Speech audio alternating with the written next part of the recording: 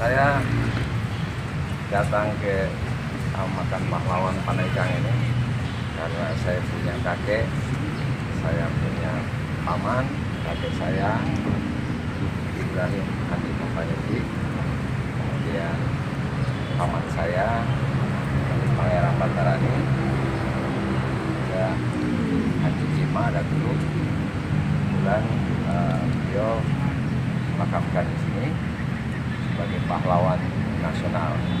Saya sebagai turunannya, tentunya ya sewajarnya patut saya harus menziarahi kuburan para leluhur saya untuk mendoakan semoga almarhum tentunya diterima amal ibadah dan yang biasa.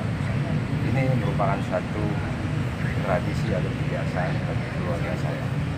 Tapi sebenarnya banyak lagi saudara-saudara saya. Jadi sekaligus saya ziarah ke para pahlawan nasional maupun pahlawan yang sudah gugur mendahului kita. Kita kan mendoakan ya, mudah-mudahan semuanya